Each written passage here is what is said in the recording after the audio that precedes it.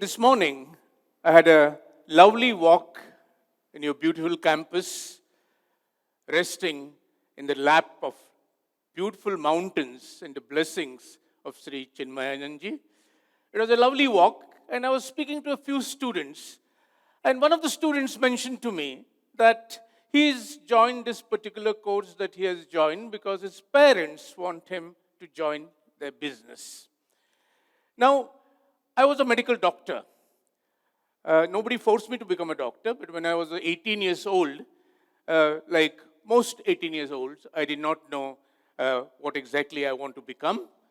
But I was lucky because I was 7th in the board and I could get admission anywhere. And I wanted to become almost everybody. And medicine was also one of my choices. And I became a doctor. Ran my practice for almost 8 years, ran my own hospital. But my interest was always in arts. And while I was a doctor, I was still engaged in painting, in small sculptures. And then I started getting a little bit bored with my medical practice because I thought it was a little bit routine, and art started calling me, beckoning me. But another interesting thing happened. Most of my patients, 70% of my patients became British tourists because there was a big boom in tourism in Goa. And almost 70% of my patients were British tourists suffering from dysentery. So the idea of devoting my life to British dysentery was not acceptable. I thought India has taken enough shit from the British for 150 years, and I didn't want to take any more.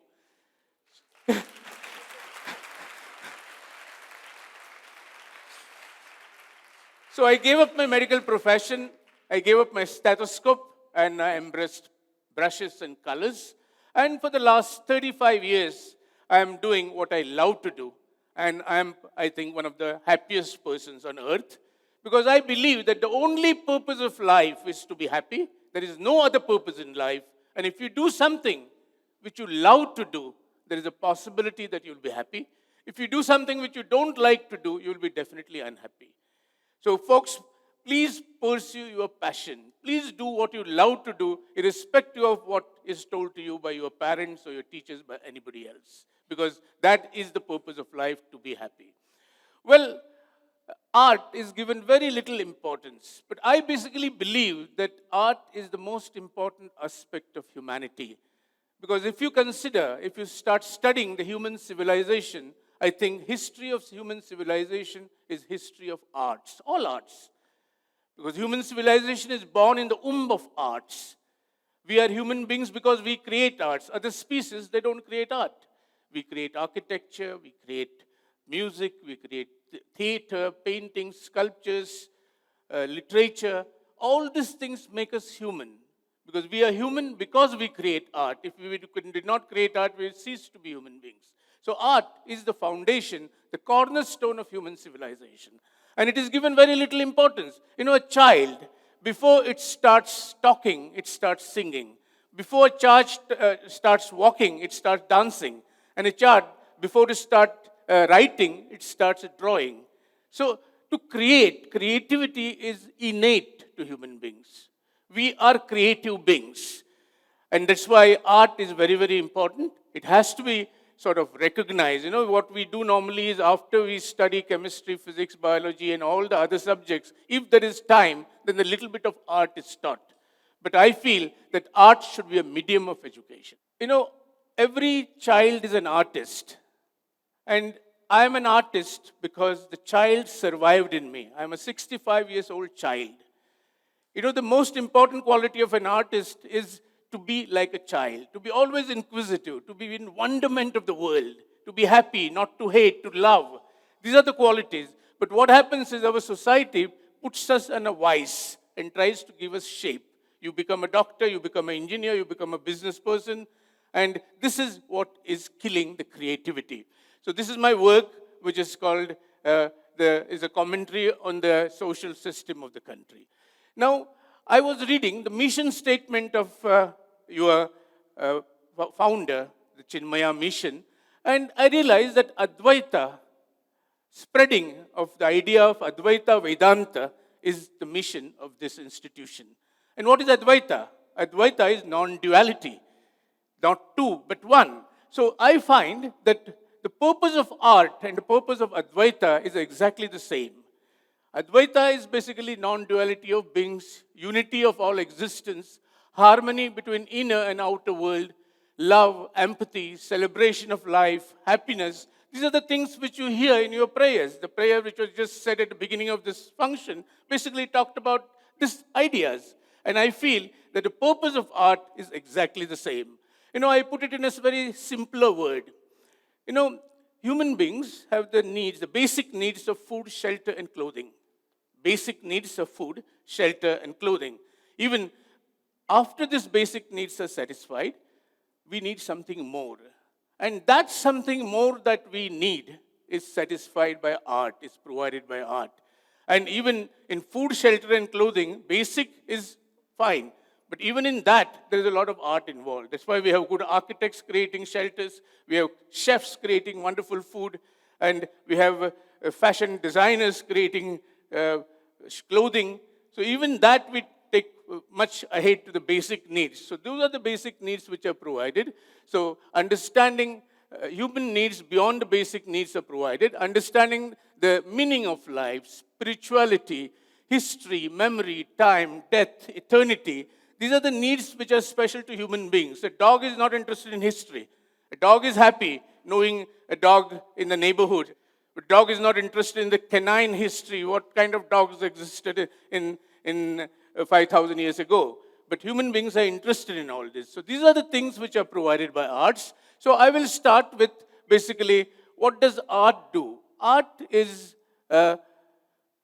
celebrates life. Art describes life. Art tries to understand life. I will start with a small video.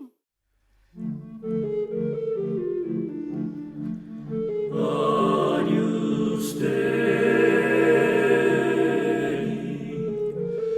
qui tollis peccata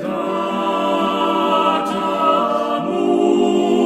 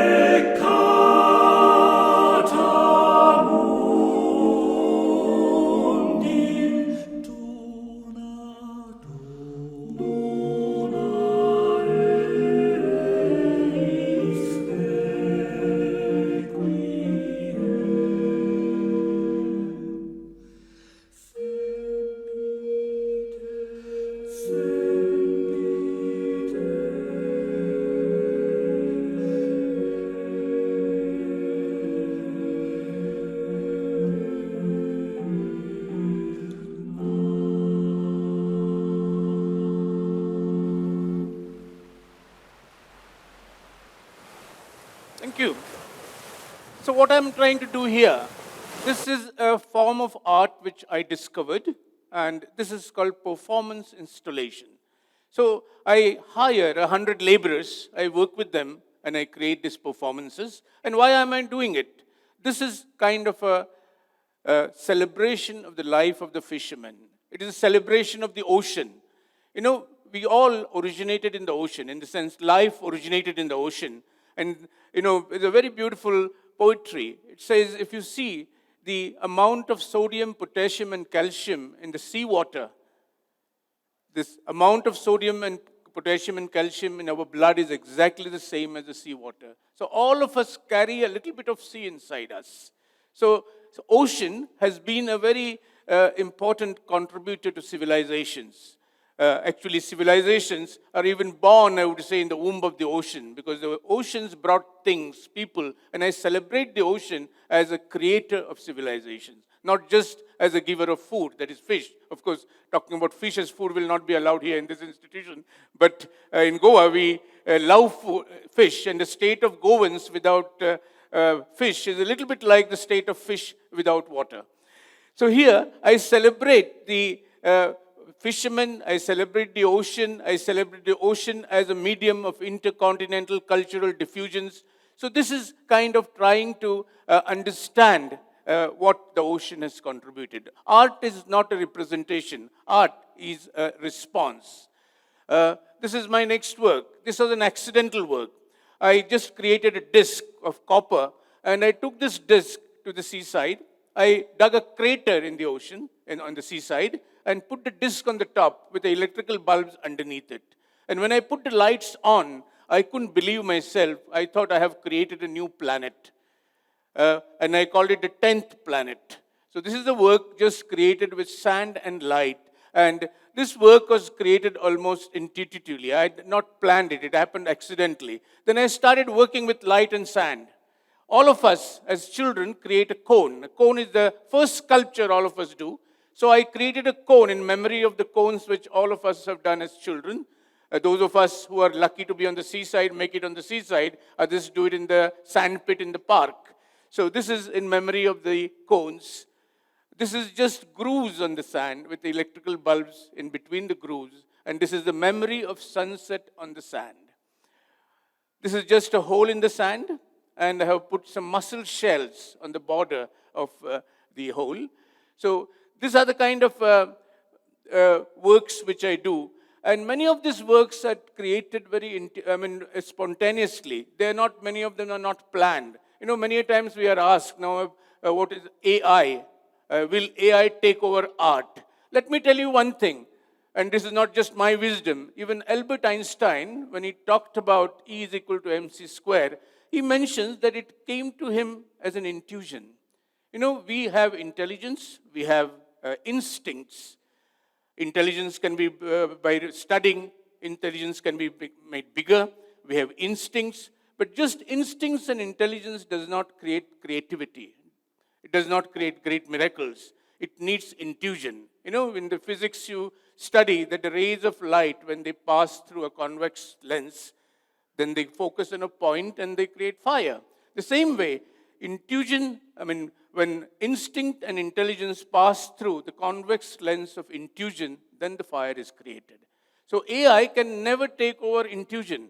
AI will always sort of analyze data.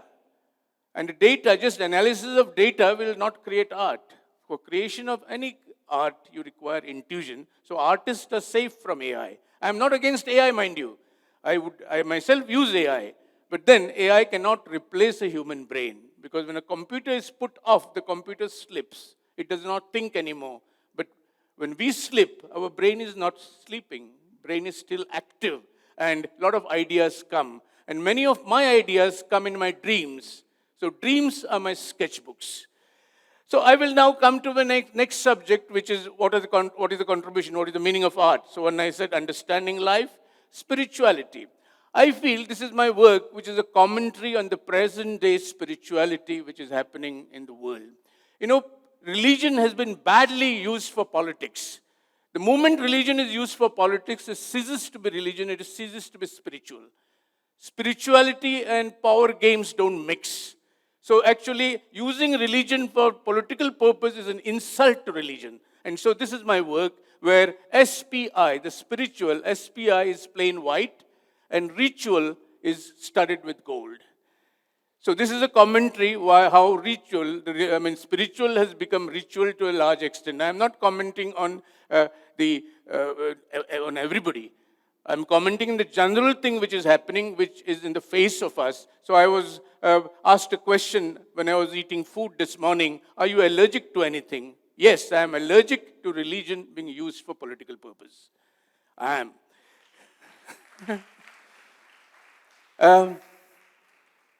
No, one of the functions of art, as said, is to break dualities. Break dualities of high caste, low caste, of this race, this nationality, this religion, that religion. And art has the power to break all these dualities. There was Madhu Limay, one of the politicians. He was in jail during emergency in Bangalore. And he is to love the music of Kumar Gandharva. And he wrote a letter to Kumarji that, Kumarji, I am in the jail. I don't know when I will be released, but every day I listen to your songs. And when I listen to your songs, I feel I have touched the cosmic. I have touched the divine. So the art has power to touch the divine. And this man is in the jail. He's not even free. But yet, listening to music, he can touch the divine. You know, these are Karai sisters. I had invited them to my museum. And they sang very beautiful composition. This is the one which I liked very much.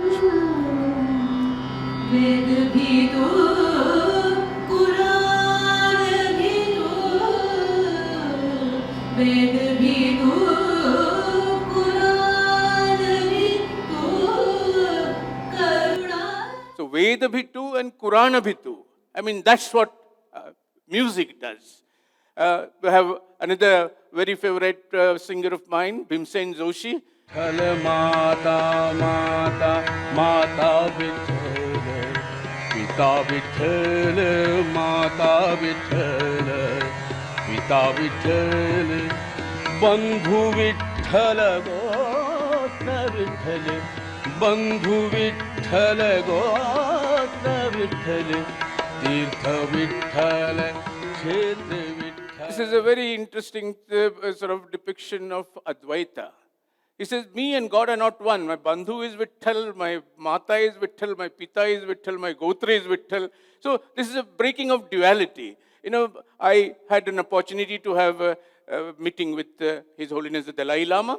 And, you know, another important thing which I must tell you, that art has to be political. If an artist tells you that he is not political, that means he is a coward. Because if we breathe political air, we have to exhale political art. Whether it is in writing or whether it is in poetry, music, anything. So artist has to be political. So Dalai Lama, I spoke to him, His Holiness, and I wanted to create a work in support of the Dalai Lama. Because the Tibet it's called the roof of the world. But the Tibetan people have no roof over their heads because they are now exiles in India. So I decided to create a work in support of the Tibetan cause. I have been trekking in Himalayas for many times, and I have seen these Tibetan flags everywhere. So I thought, but I had never seen a Tibetan flag on the seaside, and I live on the seaside in Goa. So I decided I will create an installation with 1,000 Tibetan flags on the seaside of Goa, and I had the blessing from the Dalai Lama, and this is what I created. This is the ocean praying for the freedom of the snow. That was the idea. So each of this flag had an electrical bulb at the bottom of it, and in the evening it was divine. This is how it appeared.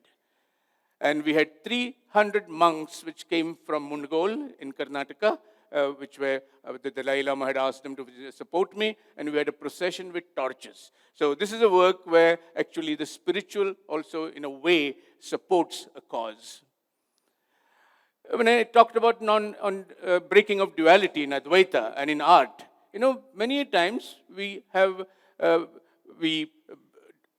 disregard people who are not like us. They are the other. Us and the other. The idea of us and the other is totally un-Advaitic. It's anti-art. Art is, in the Republic of Art, there is no other. In the Republic of Art, there is no duality. And I once had an opportunity to meet with some transgenders. I belong to a small group in Goa where we invite paraplegics, blind people, unfortunate people, and give them a 2 days good holiday in Goa. That's all we do. Just take them around, feed them, and give them a good time for 2 or 3 days. So few years ago, we invited 150 transgenders. And I decided I will create a work with transgenders. So I took them to the beach and we collected shells and we created a seahorse. The seahorse was created by myself working with the transgenders.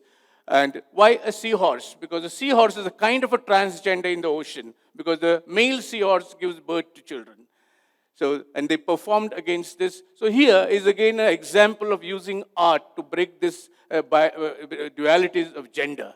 And it's very, very important. And so this is a dance performed by transgenders around my work.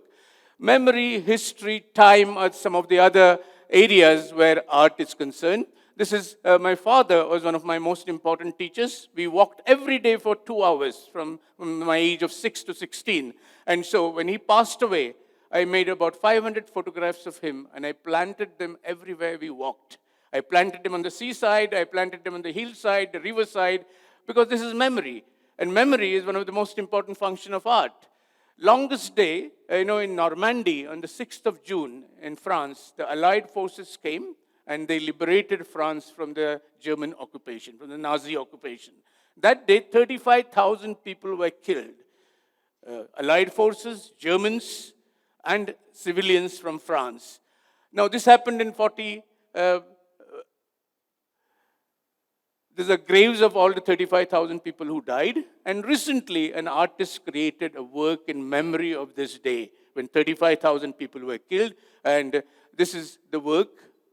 All that he did was on the beach. He just ruffled the soil, the sand, and the wet sand came up and his figures were created. Just with a stick. You understood, no? Just with a stick, the sand was, and this is in memory of 35,000 people who died. So art has another function of memory. This is my work in Dubai, where, the ships from Arabia is to visit India right from the Harappan civilization. And so, in memory of the ships which came to Harappa, 2500 BC, I took boats from Goa to Dubai and created this work. Art and time. Art lies in time and time lives in art. There's a very beautiful poem by Tagore. Taj Mahal is a building which is created in memory of Mumtaz who died. It's in memory of Mumtaz. And then Tagore writes a very beautiful poem which gives me goosepimples. He says, "You, Shah Jahan, you allowed your empire to perish, but your wish was to make imperishable a teardrop of love. Time has no pity for human heart. It laughs at our struggle to remember. But you, Shah Jahan, you allured time with beauty, made him captive, and crowned the formless death with fadeless form." What a beautiful line. Alluring time with beauty, making him captive, and crowning the formless death with fadeless form, that is Taj Mahal. Empires are reduced to dust, but the night still sighs to the sky, I remember.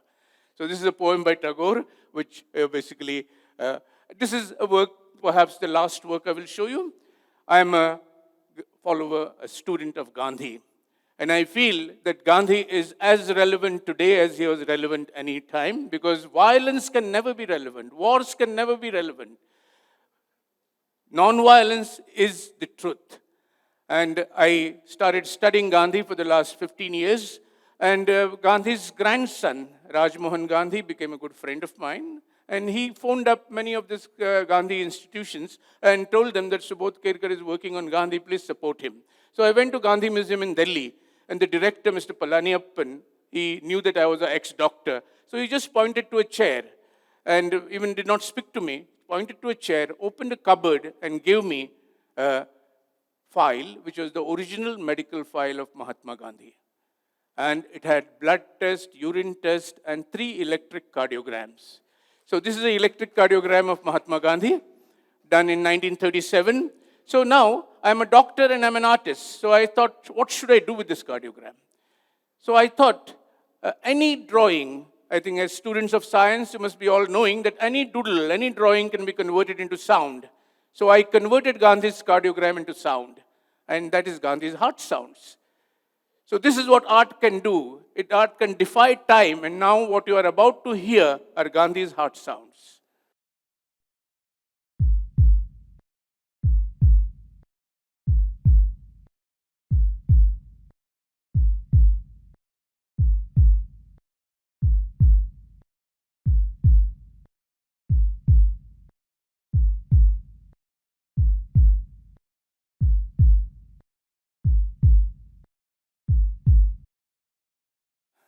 Thank you. Well, why Gandhi's heart sounds? Because he had one of the kindest hearts. And Gandhi has a very interesting theory on how to be happy.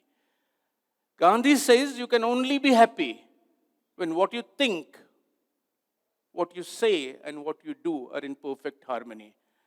If you're thinking something completely different, you're saying something completely different, like many politicians do, and you're doing something completely different, you can never be happy. You might be able to cheat the whole world, but you cannot cheat yourself. When you go back home, put your head on your pillow and try to sleep, you will know what kind of a person you have been. You will know that you have cheated, and so you can never be happy. To be happy, there should be a perfect harmony between what you think, what you say, and what you do. I will end here by quoting another very interesting poem. The poem is basically about many times I'm asked, because eternity is one of the functions of art. It is one of the functions where we create art. And many times I'm asked, Subodh, will you be remembered forever? So I tell them, well, I do not know. When death knocks on my door and says your time has come, I shall tell death, I have never lived in time, I lived in love. And when death asks me, will your sculptures, your paintings be remembered forever? I shall tell death, I do not know. But when I created them, I felt eternity. Thank you.